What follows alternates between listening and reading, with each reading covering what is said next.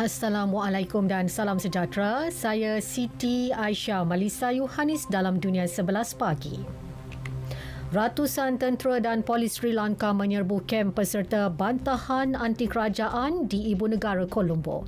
Tindakan itu diambil selepas Presiden baharu Ranil Wickremesinghe mengangkat sumpah.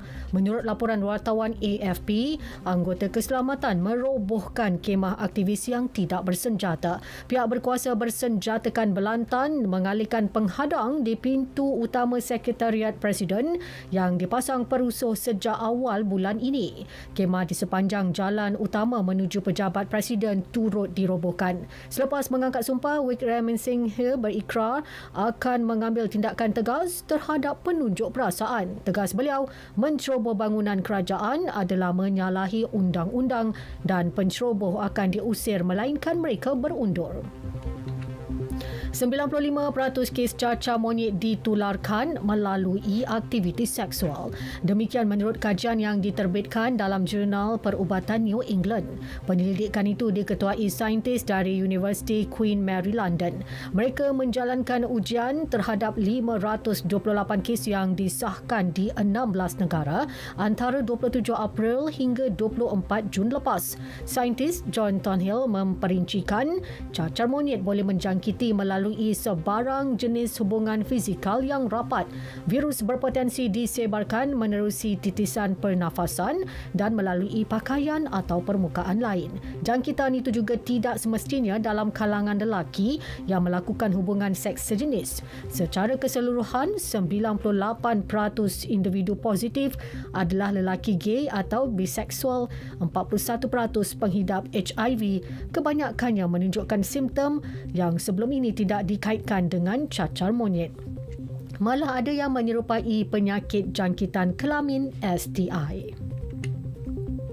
Sementara itu, Thailand mengesahkan kes pertama cacar monyet. Individu itu warga Nigeria berusia 27 tahun yang melakukan perjalanan dari Nigeria ke Phuket. Ketua Pengarah Jabatan Kawalan Penyakit Dr. Opas Karnakawinpong memaklumkan lelaki berkenaan telah sakit selama kira-kira seminggu dan dimasukkan ke fasiliti kesihatan swasta.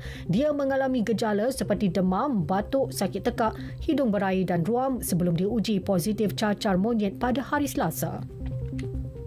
Sementara itu, Amerika Syarikat melaporkan kes pertama polio selepas hampir sedekad. Menurut kenyataan Jabatan Kesihatan New York, individu yang diuji positif itu tinggal di Rockland County, utara Manhattan. Kes terbaharu berkenaan menunjukkan rantaian penularan daripada individu yang menerima vaksin polio oral OPV. Virus itu mungkin berasal dari negara luar berikutan pemberian OPV telah dihentikan di Amerika Syarikat pada tahun 2000. Seorang pegawai kesihatan menjelaskan strain berbalik tidak boleh muncul daripada vaksin yang tidak diaktifkan. Kali terakhir negara itu merekodkan kes polio adalah pada 2013. Ukraine dan Rusia dijadual menandatangani perjanjian hari ini bagi membantu melegakan krisis makanan global yang disebabkan sekatan ekspor bijirin melalui Laut Hitam.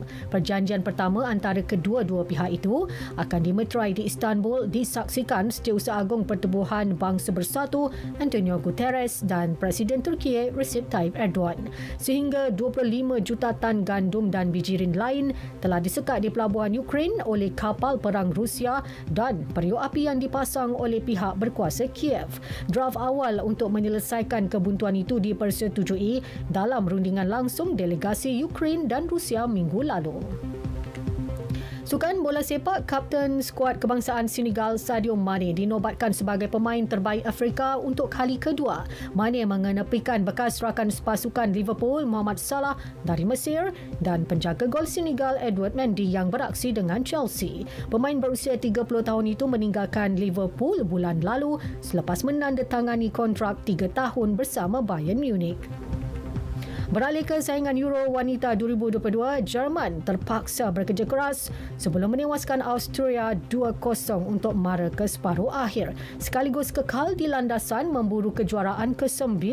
Lina Magul dan Alexandra Popp muncul wira apabila menjaringkan gol kemenangan pasukan masing-masing pada minit ke-25 dan 90.